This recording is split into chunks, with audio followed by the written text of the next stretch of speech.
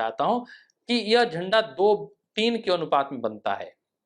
इसकी चौड़ाई और लंबाई को जब हम कहते हैं तो चौड़ाई और लंबाई 2 और 3 के अनुपात में रखी जाती है।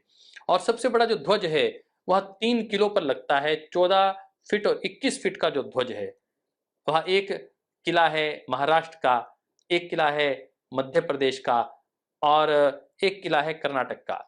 उसकी जानकारी देते हैं।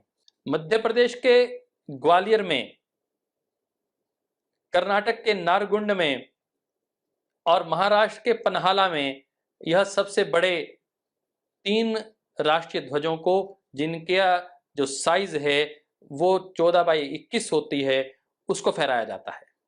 1951 में भारतीय मानक ब्यूरो द्वारा भारतीय ध्वज को लेकर कुछ विशेष मानक तैयार किए गए कि आखिर ये कितने बाय कितने में बनेगा, उसका कपड़ा कैसा होगा और वो उसको कैसे ऊपर चढ़ाया जाएगा, कैसे उसकी व्यवस्था की जाएगी, कैसे नीचे उतारा जाएगा, उसके सम्मान में क्या क्या गरिमाएं रखी जाएंगी, उस सब की चर्चा हुई। और 1968 के चलते चलते उसको और विस्तृत रूप दिया गया। बहुत कम लोगों को पता है कि खादी ग्रामोद्योग को हथकरघा खादी से बनाए हुए ध्वज को ही राष्ट्रीय स्तर पर फहराने का अवसर मिलता है और वह विशेष स्तर पर यह सौभाग्य मिलता है कर्नाटक के हमारे साथियों को। कर्नाटक में धारवाड़, गदग और बागलकोट से खादी मंगवाई जाती है। वो BIS के पास जाती है, भारतीय मानक ब्यूरो के पास जाती है। वहाँ उसका विश्लेषण करते हैं, उस लंबाई और चौड़ाई को देखते हैं, उसके बाद उसका कलर होता है। उसके बाद उस मानक को दोबारा जांचने के बाद ही लाल किले पर उसे भेजा जाता है, जिसे भारत के माननीय प्रधानमंत्री ध्वजारोहण के माध्यम से भारत का गौरव गान करते हैं। यह राष्ट्रीय ध्वज अनेक प्रकार से भारत ही नहीं, संपूर्ण राष्ट्र, पूरे विश्व के लोगों की मानसिकता को, उनकी भावनाओं को भी इंगित करता है। किसी राष्ट्र का ध्वज जब आधा झुकाया जाता है अर्थात वह पूरा राष्ट्र अब शोक की अवस्था में है। जब ये झंडा फहराता है तो संपूर्ण राष्ट्र के लोगों के अंदर एक गौरव दिखाई देता है, एक उत्साह, एक ऊर्जा दिखाई देती है।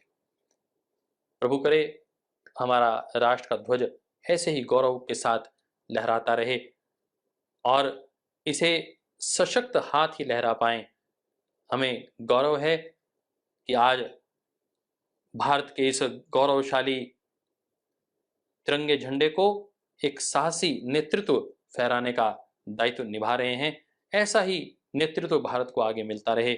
इसी कामना के साथ भारत के गौरव प्रतीक इस तिरंगे झंडे को हम सैल्यूट करते हैं, नमन करते हैं और आप सबकी ओर से उन मां भारती के गौरवशाली वीर सपूतों को, जिनकी वजह से यह तिरंगा रंग मिला है, यह केसरिया बाना खिला है, उनको नमन करते हैं, उनकी शहादत को प्रणाम करते हैं। और भारत के उन सब किसानों को जिन्होंने इस भारत के आर्थिक उन्नति में अपनी बहुत जिम्मेदारी से भूमिका निभाई है, भारत के कृषि उद्योग को विश्व स्तर पर स्थापित किया है और भारत की शांति को, भारत की गरिमा को जो आगे बढ़ाने वाले लोग हैं, उनको हम नमन करते हैं, जो वसुधैव कुटुंबकम का नारा लेकर संपूर्ण विश्व को एक सूत्र में पिरोने का कार्य कर रहे हैं। और इस धर्म चक्र, इस अशोक चक्र के माध्यम से हम भी अध्यात्म की ओर अग्रसर हों, हमारा जीवन भी अध्यात्म की ओर अग्रसर हो, सबके भीतर उस ब्रह्म तत्व को देखते हुए हम आगे बढ़ें।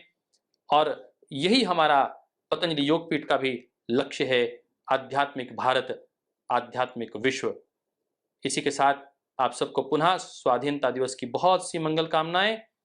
वंदे मातरम। भारत माता की जय।